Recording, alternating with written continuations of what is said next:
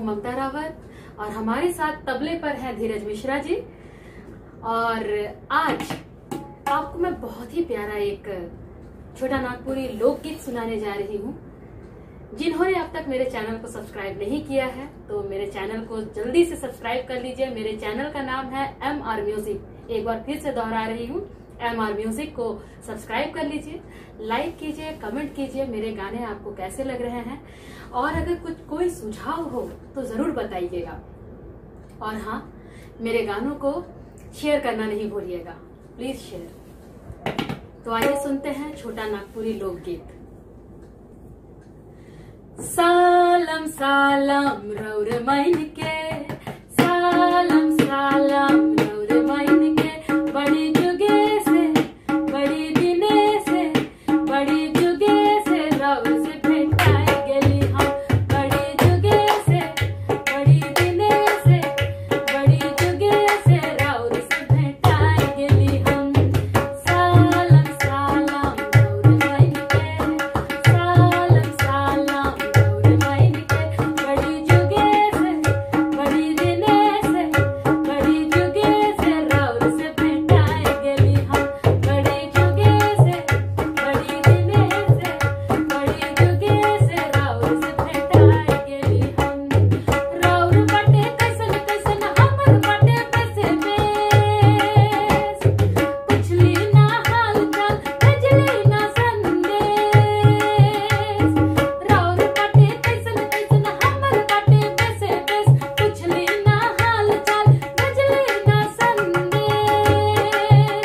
बड़ी जुगे से बड़ी दिने से बड़ी जुगे से रौर से भेटाए गेली हम, बड़ी जुगे से बड़ी दिने से बड़ी जुगे से रौर से भेटाए गेली हम। आवा सभे नाचा गावा ढोल मंदर बजावा, आवा सभे नाचा गावा ढोल मंदर बजावा। बड़ी जुगे से बड़ी दिने से बड़ी जुगे से रौर से भेटाए गेली हम, बड़ी जुगे से बड़ी दिने से बड़ी जुगे से रौर से भेटाए गेली हम। सालम सालम रौर मैन के, सालम सालम रौर मैन के, बड़ी जुगे से बड़ी दिने से बड़ी जुगे से रौर से भेटाए गेली हम, बड़ी जुगे से रौर से भेटाए गेली हम, बड़ी जुगे से रौर से भेटाए गेली हम।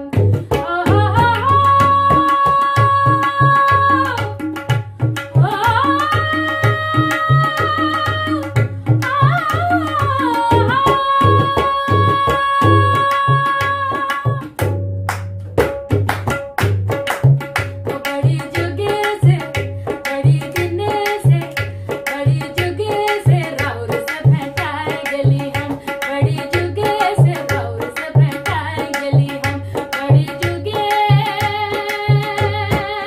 से रौर से भेटाए गेली हम। तो ये था हमारा झारखंड का छोटा नागपुरी लोकगीत, जो कि वहाँ का लोकगीत है और इसे बहुत बहुत प्यार से, बहुत प्रेम से गाया जाता है। और इस पे बहुत ही खूबसूरत नृत्य होता है जिसका नाम है झूमर। आप लोग ऐसे आगे भी मेरे वीडियोस को देखने के लिए मेरे चैनल को सब्सक्राइब कीजिए, MR म्यूजिक को लाइक कीजिए, कमेंट कीजिए, शेयर कीजिए। और हाँ, आगे भी मैं इसी प्रकार से बहुत ही सुंदर सुंदर लोकगीत लेकर आऊंगी आप लोगों के लिए। तब तक के लिए